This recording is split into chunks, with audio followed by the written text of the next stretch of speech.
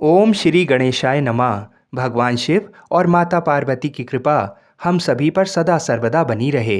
मित्रों, फागुन मास में शिव महापुराण की कथाओं को सुनने से अनंत फल की प्राप्ति होती है। तो आइए हम सब भी श्री शिव महापुराण की कथाओं को सुनते हैं। अपने पुत्र नारद जी की बात सुनकर ब्रह्मा जी ने कहा, ब्राह्मण देव शिरोमणे, तुम सदा समस्त जगत के उपकार में ही लगे रहते हो। तुमने लोगों के हित की कामना से बहुत उत्तम बात पूछी है, जिसके सुनने से संपूर्ण लोकों के समस्त पापों का क्षय हो जाता है। उस अनामय शिव तत्व का मैं तुमसे वर्णन करता हूँ। शिव तत्व का स्वरूप बड़ा ही उत्कृष्ट और अद्भुत है। जिस समय समस्त चराचर जगत नष्ट हो गया था, सर्वत्र केवल अंधकार ही अंधकार था। न सूर्य दिखाई देते थे, न चंद्रमा, अन्य अन्य ग्रहों और नक्षत्रों का भी पता नहीं था। न दिन होता था, न रात। अग्नि, पृथ्वी, वायु और जल की भी सत्ता नहीं थी। प्रधान तत्व से रहित सूना आकाश मात्र शेष था। दूसरे किसी तेज की उपलब्धि नहीं होती थी। अदृष्ट आदि का भी अस्तित्व नहीं था। शब्द और स्पर्श भी साथ छोड़ चुके थे। गंध और रूप की भी अभिव्यक्ति नहीं होती थी। रस का भी अभाव हो गया था। दिशाओं का भी भान नहीं होता था। इस प्रकार सब ओर निरंतर सूची भेद घोर अंधकार फैला हुआ था। उस समय तत्सद ब्रह्म, इस श्रुति में जो सत सुना गया है, एकमात्र वही शेष था। जब यह वह ऐसा जो इत्यादि रूप से निर्दिष्ट होने वाला भावात्मक जगत नहीं था, उस समय एकमात्र वह सत ही शेष था, जिसे योगी जन अपने हृदय आकाश के भीतर निरंतर देखते हैं। वह सतत्व मन का विषय नहीं है। वाणी की भी वहाँ तक कभी पहुँच नहीं होती। वह नाम तथा रूप रंग से भी शून्य है। वह न स्थूल है, न कृश, न हर्षव है, न दीर्घ, तथा न लघु है, न गुरु।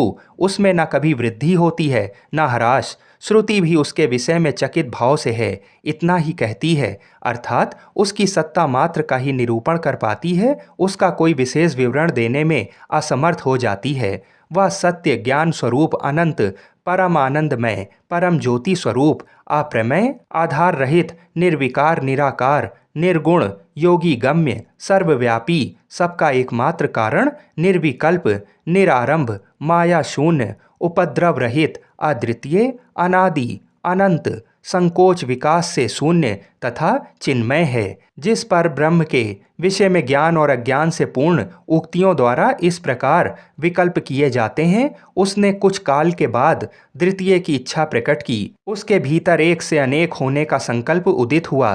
तब उस निराकार परमात्मा ने अपनी लीला शक्ति से अपने लिए मूर्ति आकार की कल्पना की। वह मूर्ति संपूर्ण ऐश्वर्य गुणों से संपन्न सर्वज्ञानमयी शुभ स्वरूपा सर्वव्यापिनी सर्वस्वरूपा सर्वरूपा सर्वदर्शनी सर्वकारुणी सबकी एकमात्र वंदनिया सर्वाघा सब कुछ देने वाली और संपूर्ण संस्कृतियों का केंद्र थी। उस शुद्ध रूपिणी ईश्वर मूर्ति की कल्पना करके वह अद्वितीय अनादि अनंत सर्व प्रकाशक चिन्मय सर्वव्यापी और अविनाशी पर ब्रह्म अंतर्हित हो गया, जो मूर्ति रहित परम ब्रह्म है। उसी की मूर्ति भगवान सदाशिव हैं। अर्वाचीन और प्राचीन विद्वान उन्हीं को ईश्वर कहते हैं। उस समय एकाकी रहकर स्वेच्छा अनुसार विहार करने वाले उन सदाशिव ने अपने विग्रह से स्वयं ही एक स्वरूप भूता शक्ति की सृष्टि की, जो उनके अपने श्री अंग से कभी अलग होने वाली नहीं थी। उस पराशक्ति को प्रधान प्रकृति गुणवती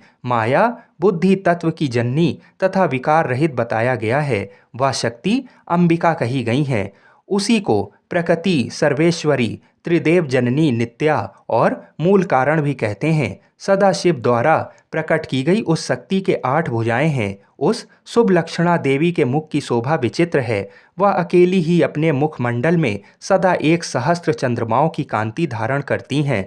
नाना प्रकार के आभूषण उसके श्री अंगों की शोभा बढ़ाते हैं। वह देवी नाना प्रकार की गतियों से संपन्न हैं और अनेक प्रकार के अस्त्र शस्त्र धारण करती हैं। उसके खुले हुए नेत्र खिले हुए कमल के समान जान पड़ते हैं। वह अचिंत्य तेज से जगमगाती हैं। वह सबकी योनि हैं और सदा उगमशील रहती हैं। एकाकिनी होने पर भी वह माया संयोग वसात अनेक हो जाती हैं। वे जो सदाशिव हैं, उन्हें परम पुरुष ईश्वर शिव शंभु और महेश्वर कहते हैं। वे अपने मस्तक पर आकाश गंगा को धारण करते हैं। उनके भाल देश में चंद्रमा शोभा पाते हैं। उनके 5 मुख हैं और प्रत्येक मुख में 3-3 नेत्र हैं। उनका चित्त सदा प्रसन्न रहता है। वे 10 भुजाओं से युक्त और त्रिशूलधारी हैं। उनके श्री अंगों की प्रभा कर्पूर के समान श्वेत गौर है। वे अपने सारे अंगों में भस्म रमाए रहते हैं। उन काल रूपी ब्रह्मा ने एक ही समय शक्ति के नाथ शिवलोक नामक क्षेत्र का निर्माण किया था।